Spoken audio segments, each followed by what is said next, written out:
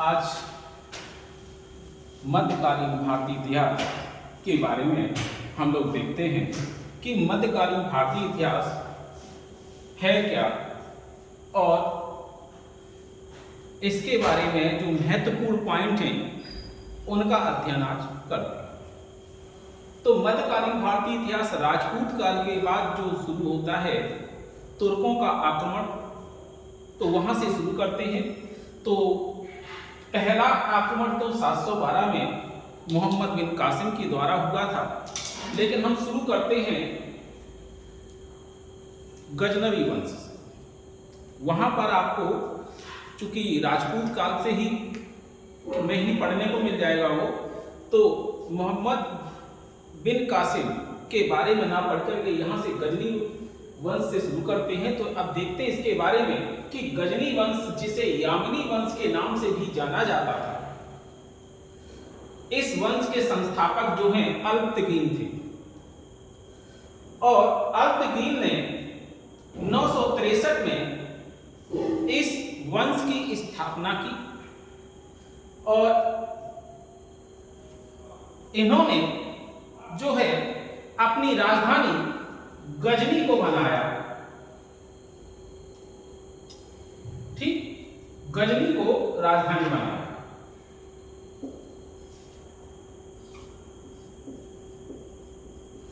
तो ये सब अब इन्होंने गजनी को अपनी राजधानी बनाया। तो इस अल्पतकीन जो शासक है, इसके बारे में कुछ पॉइंट जान लें कि क्या क्या महत्वपूर्ण पॉइंट हैं। तो एक तो इसने जो शासन किया है 963 ईस्वी से 977 ईस्वी तक इसने शासन किया है और यह ईरान के सामानी साम्राज्य का एक तुर्क दास था। यह खुरासान का राज्यपाल बना और मध्य एशिया में इसने अपना साम्राज्य स्थापित किया। अब देखिए, इसके बाद इसका एक दामाद था और तुर्क दास था जिसका नाम था सुबुक्तगीन। और सुबुक्तगीन यह पहला तुर्क था जिसने अपना साम्राज्य स्थापित किया। तो वो सुबुक्तगीन आता है, तो यही कहा जाता है पहला तुर्क शासक कौन है? सुबुक्तगीन। अब आता है कि भाई इसका एक इतिहासकार है उतबी, जिसने एक पुस्तक लिखी है किताब उल यामिनी।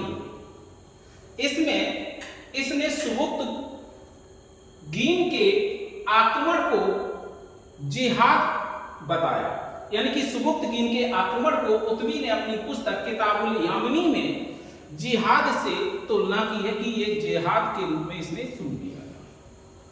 अब देखिए, सुबुक्तगीन जो है, हालांकि अपने अंतिम समय में अपने बड़े बेटे जो महमूद गजनवी है उससे प्रसन्न नहीं था, उससे नाराज था। इसलिए इसने अपने छोटे बेटे इस्माइल को अपना उत्तराधिकारी बनाना चाहता है, लेकिन इसके पश्चात महमूद गजनवी जो है शासक बन जाता है। अब महमूद गजनवी जो है जब वो शासक बनता है तो उसके बारे में बहुत सी प्रश्न बनते हैं और पूछे जाते हैं। पहला प्रश्न, इसे जबुलिस्तान का महमूद कहा जाता है, ये आता है कि जबुलिस्तान का महमूद क्यों कहा जाता है, ये भी प्रश्न बनना चाहिए। तो ये जान ले कि क्योंकि उसकी मां जो थी जुबलिस्तान के व्यापारी की कन्या थी, जिस वजह से इसे जुबलिस्तान का महमूद भी कहते हैं। यह पहला मुस्लिम सुल्तान है और जिसने सुल्तान की उपाधि ली थी, क्यों, और इसके सिक्कों पर जबकि कोई भी सुल्तान की उपाधि नहीं लिखी, इसके सिक्कों पर अमीर महमूद अंकित है।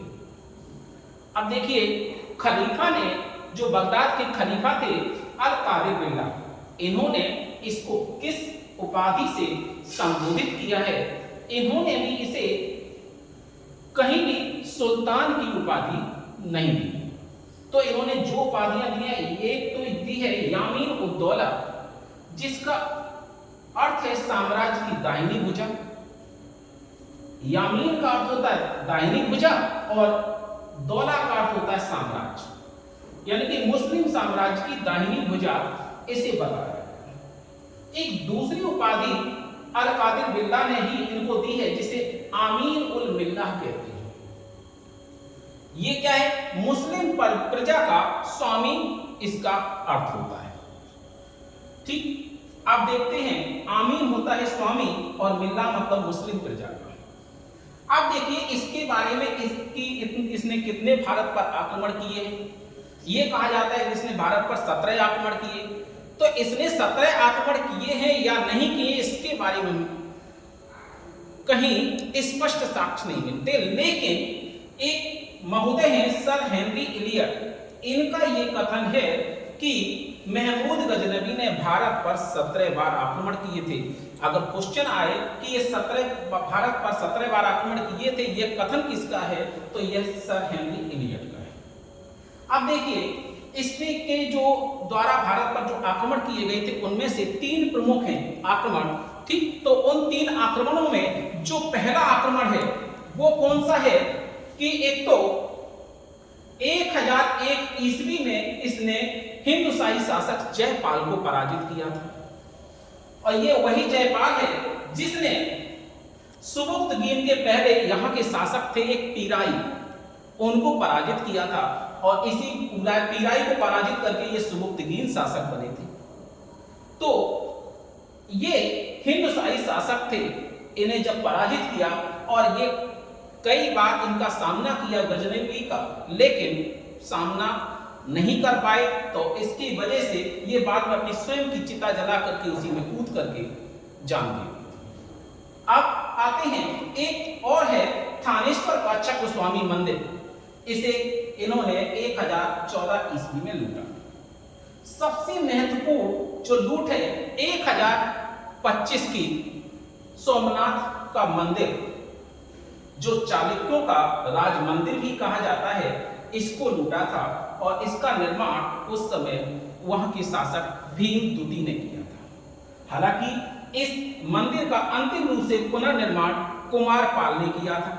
अब इसके बारे में एक प्रश्न बनता है कि ये जो मंदिर है, यह मंदिर कहां पर स्थित है। यह मंदिर देखिए गुजरात में स्थित है, और कौन से तट पर है, तो काठियावाड़ तट पर है, और काठियावाड़ तट पर एक जगह है प्रभास पाटन, यहां पर यह मंदिर है। कहा जाता है कि 1000 गांवों की आय से इस मंदिर को चलाया जाता था। ठीक, अब देखिए आते हैं इसके साथ जो प्रमुख व्यक्ति जो हैं आए थे जब भारत पर, तो वो कौन कौन से हैं, तो उनके बारे में जान लें कि, और इसने खुद को क्या कहा, एक कहा जाता है कि ये खुद को इसने बुद्ध सिकन कहा है। ठीक, यह स्वयं को गजनबी जो है बुद्ध सिकन कहते हैं, और भारत पर जब इसने आक्रमण किया था तो इसने भी जिहाद का नारा दिया। ठीक, अब देखिए इसके साथ जो आए थे, लोग कहते हैं ये कट्टर मुस्लिम है। अगर ये कट्टर मुस्लिम होता तो इसके जो प्रमुख सेनापति थे तिलक और सेवंत राय, ये हिंदू ना रखता। तो इसके 2 हिंदू सेनापति थे जो इसके साथ आए थे, तिलक और सेवंत राय थे। अब इसका जो शिक्षक था बैहाकी, जिसकी पुस्तक है तारीख ए सुबुक्तगीन। एक इसके साथ इसका राजकवि भी आया था जिसका नाम है फिरदौसी, इसने इसके प्रशंसा में कई शेर लिखे थे, जिसका पुस्तक का नाम है शाहनामा। तो शाहनामा के लेखक फिरदौसी हैं जो इनके राजकवि थे, और इनके साथ एक इनके मित्र भी आए थे जिसे इसने खीवा के पर आक्रमण जो किया था उसमें से प्राप्त किया था, जिसका नाम था अलबरूनी। अलबरूनी की पुस्तक है किताब उल हिंद तहकीके, और यह अरबी भाषा की पुस्तक है। अब इसके संदर्भ में कुछ पॉइंट आते हैं कि आखिरकार ये अलबरूनी जो हैं ये भारत में आए, इन्होंने किस किस का अध्ययन किया। ये पहला मुस्लिम है जिसने भारत में आकर के संस्कृत का अध्ययन किया। यहाँ पर आया, इसके साथ वापस नहीं गया था, और यहाँ पर आकर के संस्कृत का अध्ययन किया, ज्योतिष शास्त्र का अध्ययन किया, भारतीय दर्शन का अध्ययन किया, और इसने जो है यहाँ पर वैष्णव संप्रदाय को सबसे लोकप्रिय संप्रदाय के रूप में उल्लेख किया है। और इसने अपनी पुस्तक में यह भी बताया कि यहाँ पर अंत्यजों को अल्लम गल्लम कहा जाता था और यह भी बताया कि यहाँ पर छुआछूत बहुत है, लेकिन जो कन्या है वो वैवाहिक दृष्टि से अछूत नहीं है। ठीक।